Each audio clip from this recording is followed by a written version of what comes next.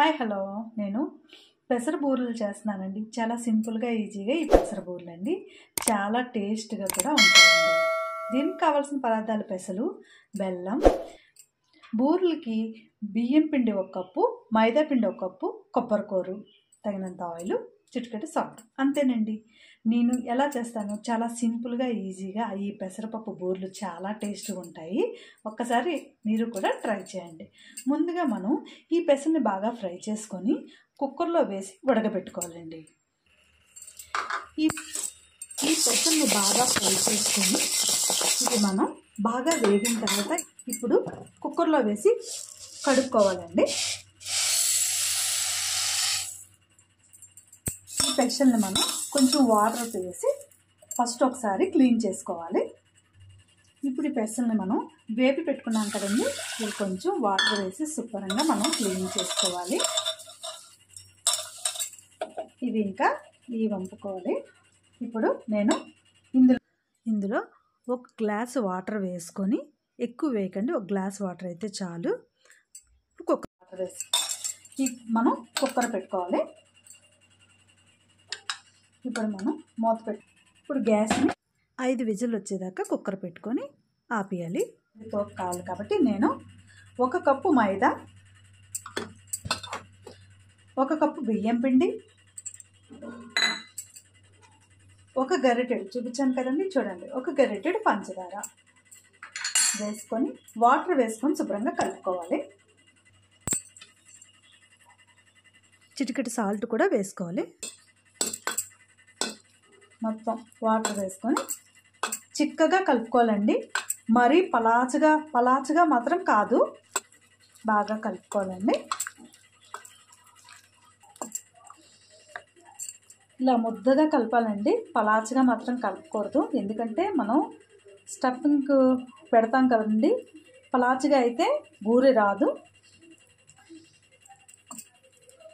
ఎక్కువ వాటర్ వేయకుండా ఇలా చూసారు కదండి, ఇగో ఇలా కలుపుకొని పక్కన పెట్టుకోవాలి.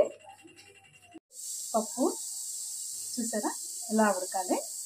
ఇప్పుడు ఈ పప్పుని మనం మెదుపుకోవాలి మెత్తగా. ఇలా పప్పుని బాగా మెత్తగా మెదుపుకోవాలండి. చూసారు కదా, ఇలా మెత్తగా మెదుపుకున్నాక ఇప్పుడు మనం బెల్లం పాకం పెట్టుకోవాలి. కుక్కర్లో 1 కప్పు బెల్లం తీసుకున్నాం కదండి, ఇప్పుడు కొంచెం వాటర్ వేసుకోవాలి. వాటర్ వేసుకొని ఇది కరగనివ్వాలి.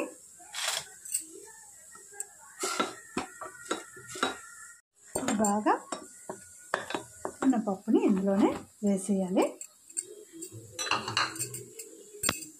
ఈ వేసుకున్న పప్పుని కూడా మొత్తం కలుపుకోవాలి.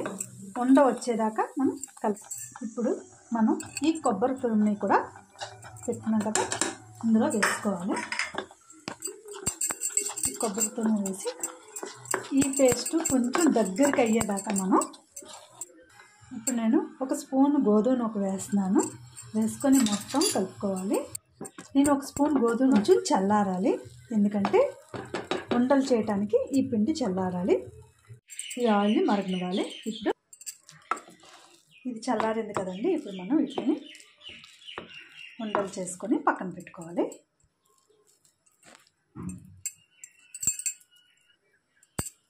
మొత్తం అన్నీ పక్కన పెట్టుకోవాలి. ఇప్పుడు మనం ఇలా ఉండలు చేసుకున్నాం కదండి, ఇప్పుడు ఈ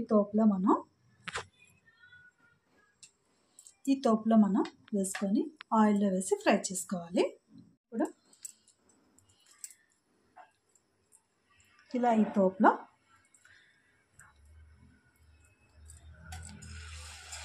ఇలా వేసుకోవాలి.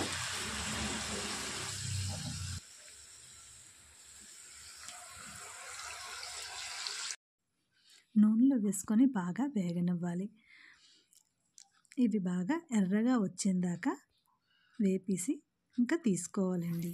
చూసారా ఎంత బాగా వచ్చాయో బూరెలు. ఎంతో రుచికరమైన పెసరపప్పుతో చేసిన బెల్లం బూరెలండి. చాలా టేస్ట్గా ఉంటాయి. ఒక్కసారి మీరు కూడా ఈ బెల్లం పెసరపప్పుతో చేసిన బూరెలు ట్రై చేయండి.